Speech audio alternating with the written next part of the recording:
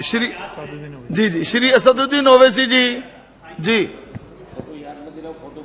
बहुत शुक्रिया सर, आपने मुझे आज एक तारीखी बहस पर बोलने का मौका दिया। मोहतरम जनाब, इस ऐवान के 75 साल के पार्लिमानी सफर की तकमील पर हम बहस कर रहे हैं। मैं सबसे पहले अपनी जानिब से खराज अकीदत पेश करना चाहूंगा मौलाना हिफ्जुर रहमान साहब को, जो पहली और दूसरी पार्लियामेंट के मेंबर थे, मेरे कायद सालार मिल्लत सलाहुद्दीन ओवैसी को, सुलेमान सेठ साहब को और मौलाना बनात वाला साहब को।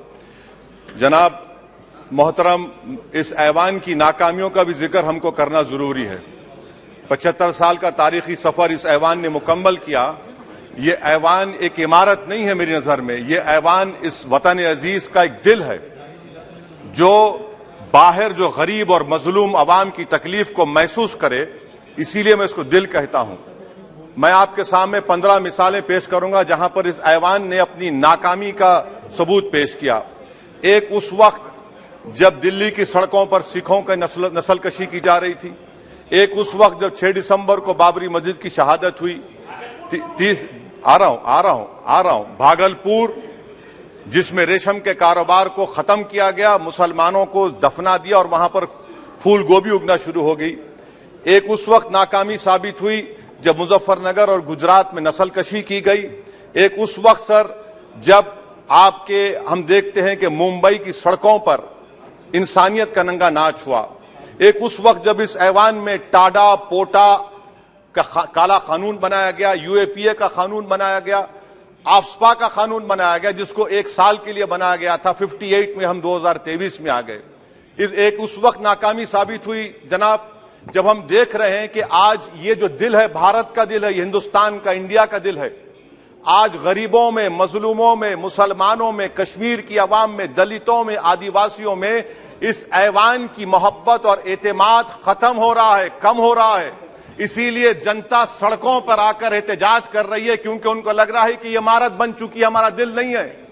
चाहे CAA का प्रोटेस्ट हो, चाहे किसानों का प्रोटेस्ट हो, चाहे शेड्यूल कास्ट के रिजर्वेशन का मसला हो। इसीलिए मैं आपके जरिए हम तमाम को मुतनब्बे करना चाह रहा हूं कि अगर हम रोडों पर इंसाफ करना जनता को अलाउ करेंगे, इस ऐवान को दिल नहीं रखेंगे, तो याद रखिए ये हमारी पार्लियामानी जमहूरियत के लिए बड़ा नुकसानदेह साबित होगा। और नुकसानदेह इसलिए भी होगा कि क्या हमको अपने ख्वाब गफलत से, अपनी जिम्मेदारियों से निभाने के लिए क्या भगत सिंह को आके बैठना पड़ेगा ऊपर कि देखो तुमने 75 साल में कैसा कानून बनाया और किसको कहां तक पहुंचा दिया। स्पीकर जनाब, इसीलिए मैं कह रहा हूं कि हम तमाम को अपनी जिम्मेदारियों को निभाना पड़ेगा। ये इमारतें ईंट से बनी हुई जरूर हैं, मगर ये इस इमारत में दिल है। इस इमारत को दिल के तौर पर बरकरार रखना पड़ेगा। स्पीकर सर, एक और मिसाल दे रहा हूं जहां पर इस ऐवान की नाकामी है। सर, अब तक लोकसभा के कितने 899 मेंबर कामयाब हुए। अब बताइए सर, पार्लियामेंट्री जमहूरियत में शराकतदारी की जमहूरियत है, रिप्रेजेंटेटिव फॉर्म ऑफ डेमोक्रेसी में 8,992 में कितने मुसलमान कामयाब हुए? कितने सर? 520, जबकि 1070 को इस ऐवान का मेंबर होना चाहिए था। कितना डिप्रीविएशन है सर, कितना डिप्रीविएशन है? 92% डिप्रीविएशन है। इस मौजूदा पार्लियामेंट में स्पीकर साहब सिर्फ 26 हैं, 14% मुसलमान और सिर्फ 4.8 उनका रिप्रेजेंटेशन है। बताइए, हम वोट डालने वाले बन गए, वोट लेने वाले नहीं बने। या तो हकीकत यह है कि आप वोट डालना नहीं चाहते उनको, आप सबको वोट डालेंगे, मगर जहां पर मुसलमान आएगा वो कामयाब नहीं होगा। बताइए, जब दिल में एक 14% आबादी की नुमाइंदगी नहीं होगी तो आप क्या फैसले करेंगे? क्या इस ऐवान को हम कहेंगे कि ये रिप्रेजेंटेटिव फॉर्म ऑफ डेमोक्रेसी है?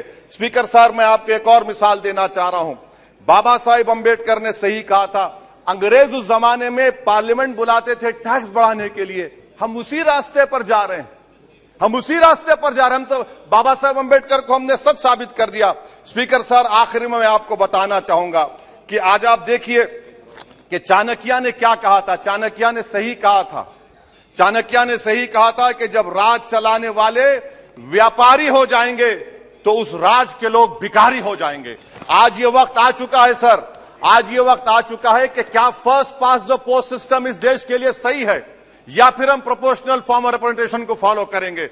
First pass the post system, जिसके पास एक मजहब का वोट होगा, जिसके पास दौलत होगी वही इस ऐवान में आ रहा है। इसीलिए हम कह रहे हैं कि आप इस जमहूरियत की नाक, कहीं ये जमहूरियत कमजोर ना हो जाए, मुझे इस बात का डर है। सर आखिर में मैं खत्म करने से पहले एक बहुत बड़े शायर ने कहा था, उस पर खत्म करना चाहूंगा कि अभी चिरागे सरे राह को कुछ खबर ही नहीं, अभी चिरागे सरे राह को कुछ खबर ही नहीं, अभी गिरानिए शब में कमी नहीं आई, अभी गिरानिए शब में कमी नहीं आई, निजात दीदे दिल की घड़ी नहीं आई, चले चलो कि मंजिल अभी नहीं आई। स्पीकर साहब आखिर में याद रखिए एक बात को मैं सबसे कह रहा हूं कि पिच बदलने से गेम नहीं बदलता, गेम को बदलना पड़ेगा।